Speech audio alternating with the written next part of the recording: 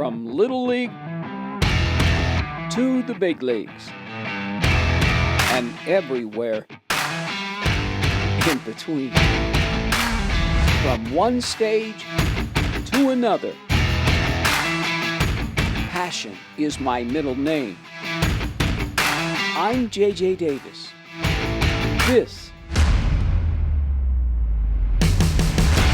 is In Focus.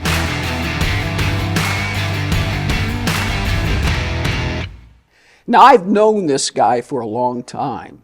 We worked once upon a time at KPTM Fox 42. We were teammates, and I always admired his want-to, his passion for the state of Nebraska. Joining me right now, it's a pleasure to introduce to you a good friend of mine, the sports director at KM3, Adam Krueger. JJ, it's great to see you again. My gosh, as we say in NASCAR circles, you done growed up. Yeah, it's been a while. It's been a while. Now, you just told me that, you grew up in Hastings, Nebraska. Actually, you were born in Hastings, Nebraska, but you grew up in Muscatine, Iowa. How does that work? Yeah, so I was born out in Hastings, Nebraska, Tom Osborne country, but I moved out to Muscatine, Iowa. My family moved out to Muscatine, which is like basically the Illinois border, way eastern Iowa.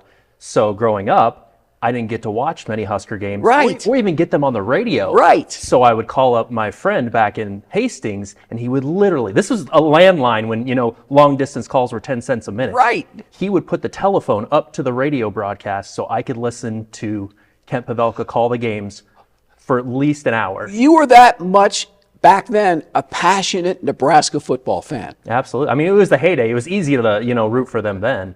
So I would, listen to the game on the phone for like an hour. What does a kid do growing up in Muscatine, Iowa? I think the banks of the Mississippi River, so to speak. What did you do? I mean, there was a lot to do. When we actually rode bikes around the neighborhood and said, I'll see you at dinner time, Dad. So the good old days. Right. And it was a blast. Played youth sports growing up and realized I wasn't any good at it. So I'm like, really? I like sports. So how do I stick around in it? What were your mom and dad like? Dad was very supportive. Mom was the competitive, sporty one. Really? So got that little competitiveness from her. Kind of the tough, take it on the chin and keep on taking type guy. So what sports you play? Tennis and football. I actually played tennis. Football was more of a observe from the sideline. Really? Yeah. I mean, I maybe got in a few plays a game, but yeah, we were the highest class in Iowa. Muscatine was the highest class in Iowa at the time, so there was a lot of observing for the sideline. I mostly did it just to wear the jersey on game day. Really? My God, I played tennis in high school and I stunk. And I weighed 83 pounds my freshman year, 100 pounds my senior year. So football, whoop, right out the window. So how did you find Nebraska from high school, the university? I mean, growing up, always being a Husker fan, especially in Hawkeye. So you weren't a Hawkeye fan? Or no, I was deep in Hawkeye country, but I wore always Nebraska gear to school and always got crap from other people. Really? Oh, absolutely. Because you had to be a minority somewhat at Muscatine. Absolutely. So, yeah, always wore Husker gear, and I was choosing between Nebraska and Drake at the time, and I thought I was going to go to Drake, but, I think there was part of my dad who's was kind of hoping I would get back to Nebraska since he was there, so I just decided, my priorities were Husker football tickets as a student and soft serve ice cream at the dorms. So those, those are your priorities when you're about 17, Now you talked 18. about your dad. Your dad was associated with Nebraska, went to Nebraska, or what? He went to Hastings College, but, he had never had someone in the family who went to Nebraska. And I think he missed family back in Nebraska, and it would give him a reason to come out and, see me and see family. So you go to Nebraska, what's your major? Broadcasting right off the bat. That's a surprise. Yeah, I know. People usually switch majors 7 times or whatever. Kevin Kugler did that. He switched majors. Right, but I pretty much knew right away. And I thought they let you try a little bit of everything at Nebraska between radio and TV and all that. But when I was doing radio play-by-play for Nebraska basketball, they just tell you, be yourself, be conversational. Yeah.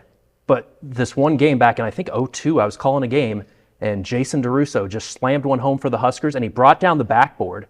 And, me, just reactionary, goes, holy slam. I had to cut myself off from saying what I really wanted to say. And I think it was at that moment where I'm like, I don't think I could do live radio play-by-play. Well, when you look back, like if you ever heard those tapes, what would you say to yourself?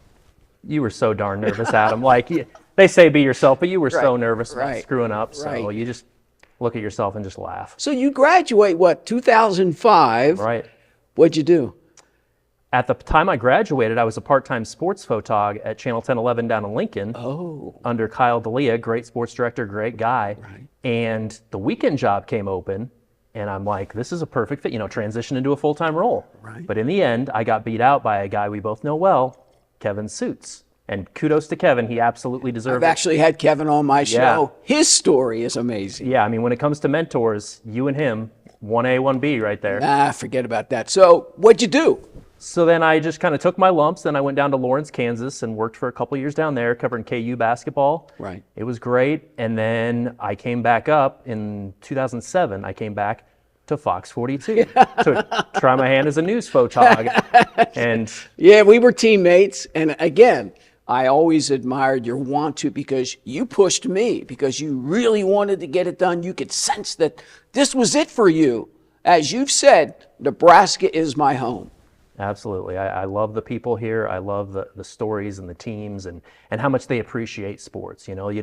Some people are like, do you ever want to go to Denver or Kansas City or Chicago? And it's like, why? When they appreciate sports and the coverage of sports, local sports, more than they would in the pro market. So we all get blown out at KPTM Fox 42. What did you do between then and 2012? I actually went down to KLKN, the other station in Correct. Lincoln, to take a minimum wage number 3 sports job part-time. Right. Well, at the same time, waiting tables at Ruby Tuesday. My God. And I'm not going to lie, I loved waiting tables. I just loved the fast pace, the rush of it. And so I do that during the day. And then at night, I would go be the number 3 sports guy at the ABC. I was going to say 2012 to 2016, you're down there as a sports reporter, sports photographer. Yeah, I end up, well, it's crazy because I go back and forth between Omaha and Lincoln. So I go to KPTM and then I go be the number 3 sports guy in Lincoln. Right. Then the weekend job opens up at KPTM. So I go do that for a few years. Right. But then the weekend job, the full-time weekend sports job opened up at 1011. And that station is just a phenomenal station. And a chance to work with Kevin Suits. Like I had to jump at that. Right. And from 2012 to 2016, I just worked under a great sports director there. How much did you grow back then? I mean, as a professional and or a person? A ton. I mean, between you and Kevin, just learning so much from you guys. I mean, I feel blessed to get to learn so much from you guys. And you learn as a person that, when we worked together, and I would always kind of give you grief, like, come on, why don't you go at the bosses harder? I loved it. Why don't you go at the bosses harder? But then it. You get a family on your own and you're like, I have to pick my battles more. I can't just go in. I just can't go into the boss's office like a bat out of where. Well, you learn, because I always remember thinking I knew it all. And then as you get older, you realize, maybe I didn't know it all. February 2012 to August 2016, you're down in Lincoln. And then August 2016, bang.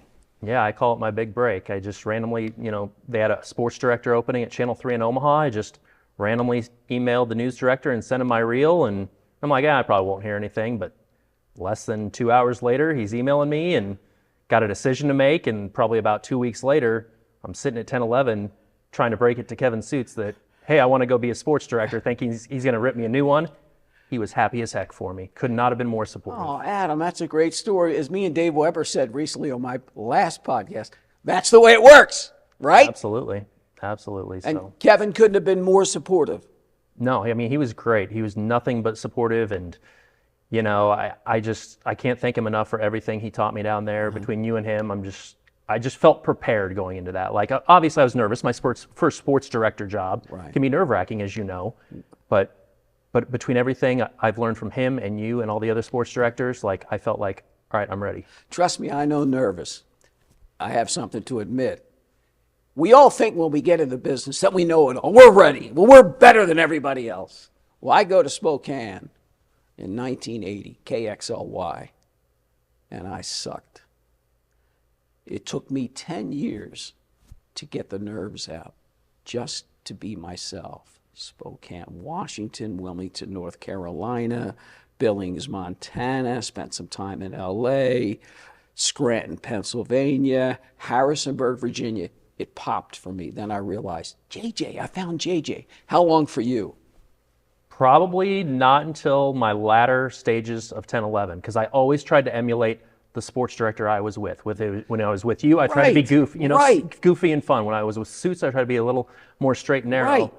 But I've learned, like you said, you've got to be yourself. Right. You can't really thrive until you're yourself That's on air. right. And I think anchors, a lot of them anyway that I watch, they try to act like anchors.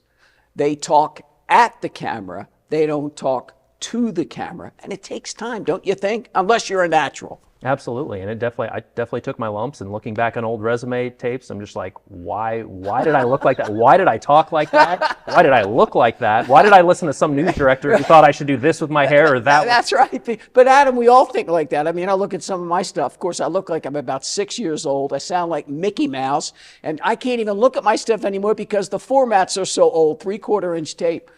Now, you have said when it comes to sportscast, and of course with social media, my main focus is my sportscast.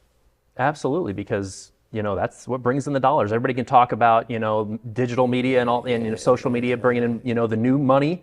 But what about the old money? When it matters, the big bucks are still when they turn you on TV at 6 and 10 every night. So you've got to take care of them. What do you think of social media? And I'm an old bird, and I'm used to just ripping and reading copy and going out and shooting a story. But now it's just exploded. What do you think? I think there's some benefits. Like if you're all about being the type of fan, like I have to know right away. I don't want to wait till 6 and 10. I want to know what's going on with the Huskers or whoever, Creighton right away. I think there's a time and place for that, but I don't think you should necessarily have to get out of your comfort zone. Be someone who you're not, just to do a song and dance for TikTok. Right. I remember running at the last minute to get on camera and putting the mic on, and I always felt maybe I was better because I didn't have time to think. How about you? Yeah, I mean, it's crazy, but I find those nights, the adrenaline rush, sometimes those are my best sportscasts because I'm just so in the moment and you're yourself. You don't have time to think. Right. Where if you have 3 to 4 hours to sit around, ooh, how should I say this? How should I say this? You don't come alive on air, where if you're, running around like a chicken with your head cut off, like we often do, That's right. It just comes out the most fun because it's the most natural because you don't have time to think. And I used to think, forget the makeup. My show's the most important thing. But you know what I realized? It'd be nice if you look good. Yeah, that definitely helps. So, because when it comes to getting jobs, it's all about, when it comes down to it, how you look, how you sound. It's TNA, baby. I'm sorry, it's TNA. Who is Sassy Crew Dog? I get Story time with Adam Krueger. I mean, I'm not going to lie. Like, I feel like on social media, you can be a little more of yourself. You can show a little more opinions. And answer the question, who's Sassy Crew Dog? I mean, it's when I talk smack about the Huskers or whatever team I'm covering, like when I feel like they're not living up to what they should. So right. I get a little sassy on social media, but I feel like that gives you a little more leeway to do that. Yeah, but do you ever type something where it go, oh my gosh, I should have said that, and it's too late? Oh, yeah, especially when like assistant coaches or coaches start following me. I'm like, uh-oh, what did I do to piss them off? But also, that's a good thing. It can be, yeah, definitely. So, if someone would have told you Hastings, Muscatine to Nebraska when you were a kid, that you'll be the sports director at a station in Omaha, Nebraska, covering Husker football, Creighton basketball, baseball, College World Series, I think some of the best high school sports in the nation, what would you have said? What did I do to deserve this? In the best way possible, because it's been an absolute dream. I love covering teams, players, coaches, and in particular viewers who care, who really care about their teams and want more than just the highlights. Passion. When I watch a Nebraska sporting event, it doesn't even matter what sport. I see the fan base, and I call it Husker Nation. And I'll say to my wife, the nation is out in full force, and it doesn't matter where, anytime, any place. Absolutely. Agree? Absolutely. And I think that goes down to like the Creighton level, the UNO level. Yes. High school yes, level. I forgot UNO, yeah. All right. Yeah. But listen, it's a joy to have you on the show. Like I said, he's done growed up. That's my man, Adam Krueger. Coming up next, Adam, someone else with severe passion, but for the arts, after the break.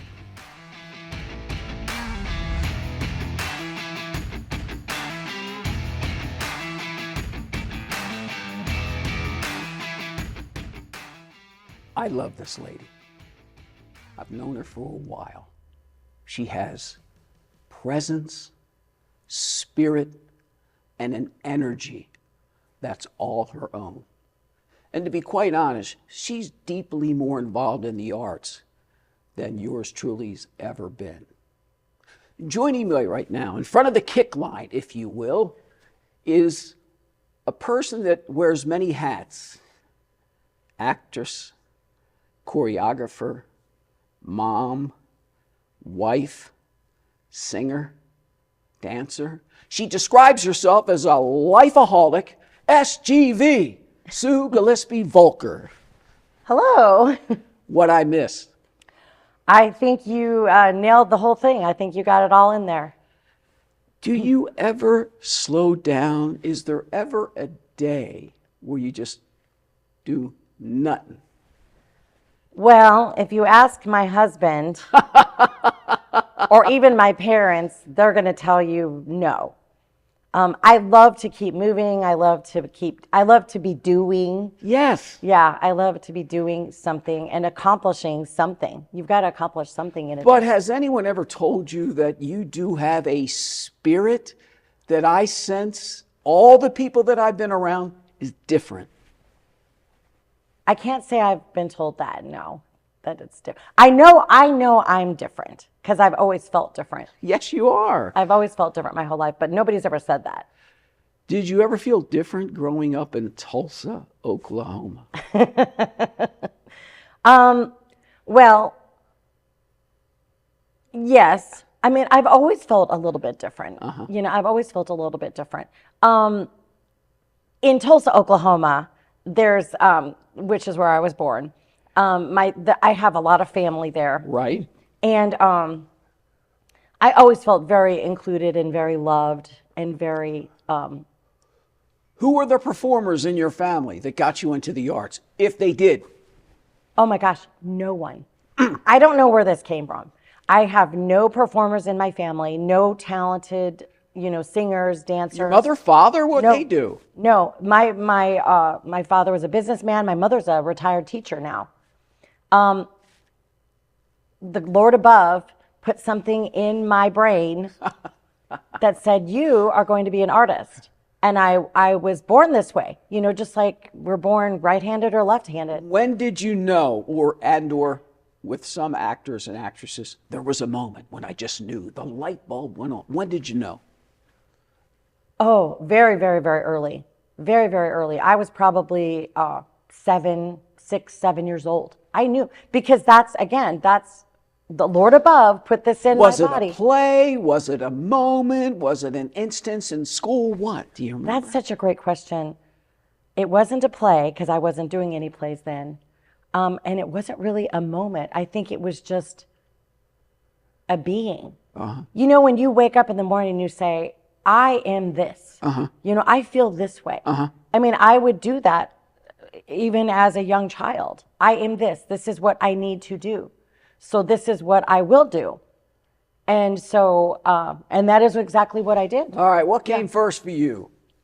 Singing, dancing, acting? Oh, dancing for sure. Absolutely dancing. Dancing came very, very early. My mother, I have her to thank. She signed me up for dance when I was, I believe, 4. I believe I was 4 years old. And Did you wanna? Oh, yes.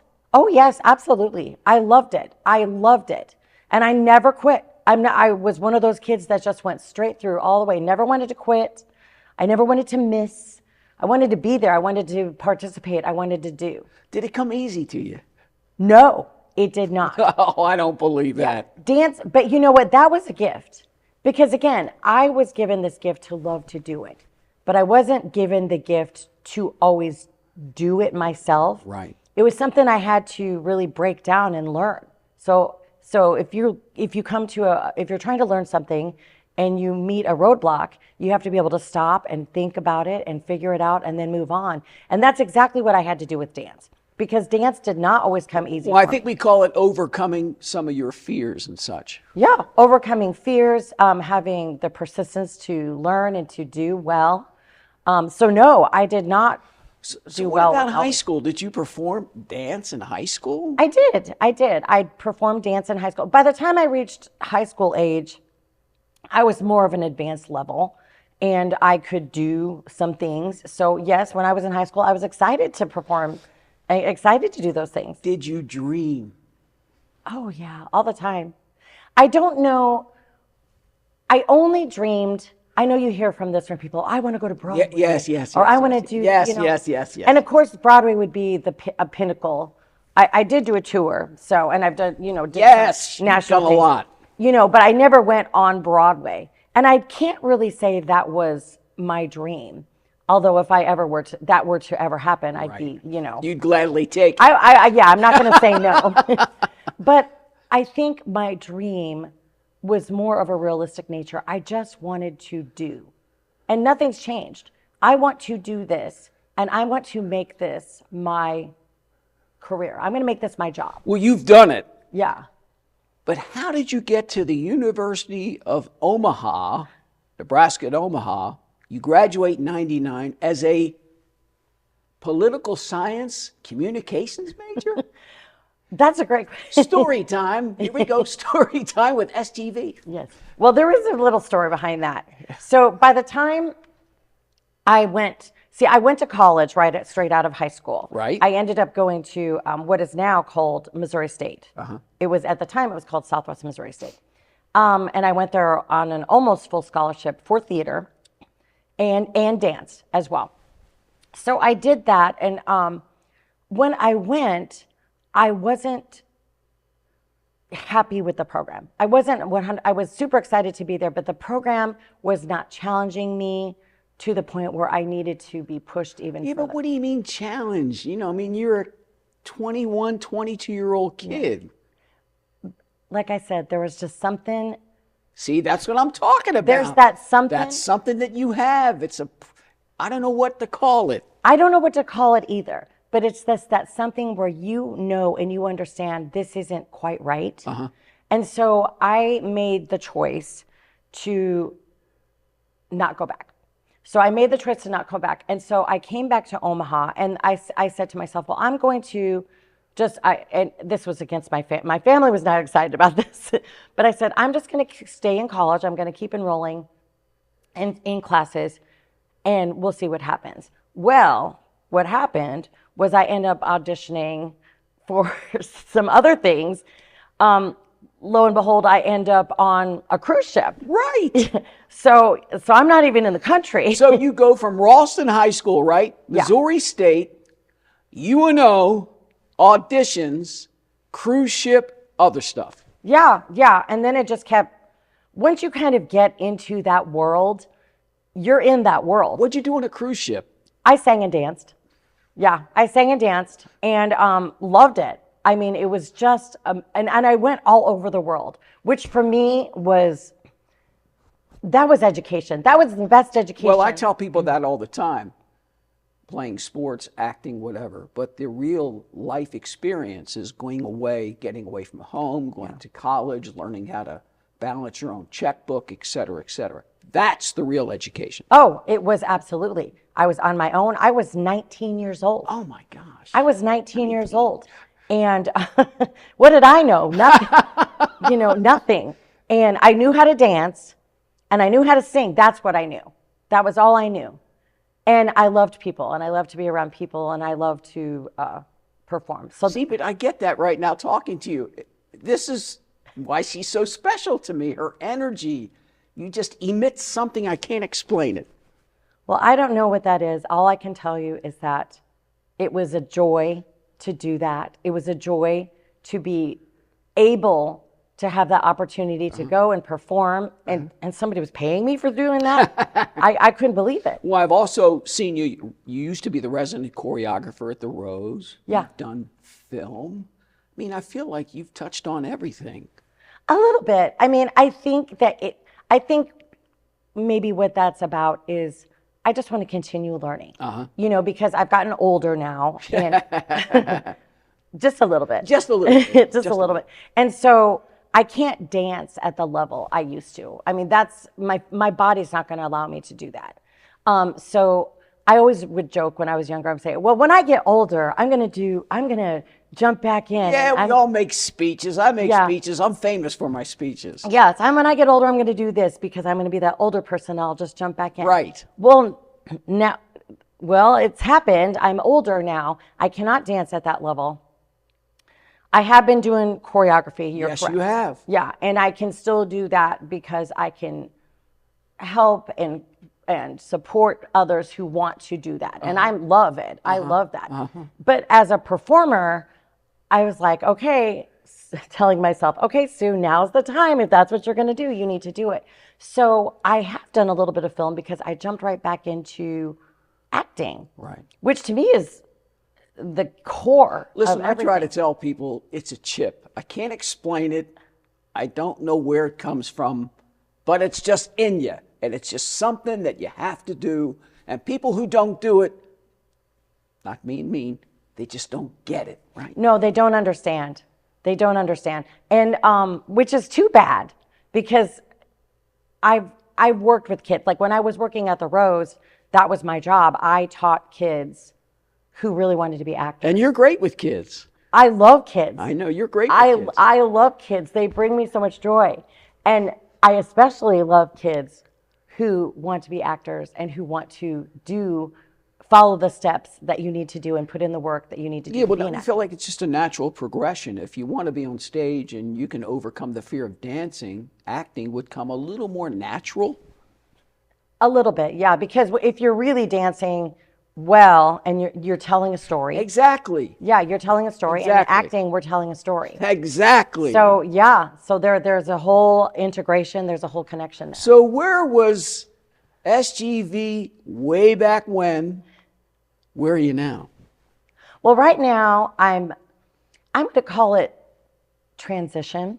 I'm going to call it transition because what I've done is, yes, I've done a little bit of film and I don't even know how. I just went and auditioned not knowing anything about film acting. But that's the way it works, man. That's the way it works. Yeah, but the more you learn how much Right. you don't know. Right. So I was cast in a feature film, and I went and did that, and I went and shot it, and I'm thinking to myself, I don't even know what I'm doing. What am I doing? All I'm doing, I'm just playing this character. I don't even know what I'm doing, and I'm working with all these really amazing actors, and they all know what they're doing. I've always said that you're only as good as the people you're up there with.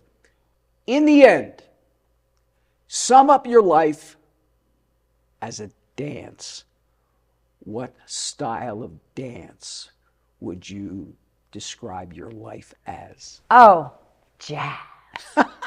Absolutely, jazz. Why? Why? Because there's a lot of ups and there's a lot of down and there's a lot of flair. And there's a lot of passion. Expression. Yeah. Which do you like to perform, actually? What style of dance? Not sum up your life, but what do you like and you think you're better at performing-wise? I would say it's still jazz, maybe tap. Yeah, maybe tap, but I still love jazz. I love musical theater style. That's one of my favorites. Well, gosh, it's time to tap out. Oh, I want to thank you for joining me. of course. Sue Gillespie Valker, SGV, energy, presence. I can't sum it up that you've just seen and heard. She's got something. I wish I had it, but I don't. Thanks for joining me today. I'd like to thank our other guest, Adam Krueger, and as I like to say, Sue, in focus with JJ Davis, yours truly. I'll see you around town.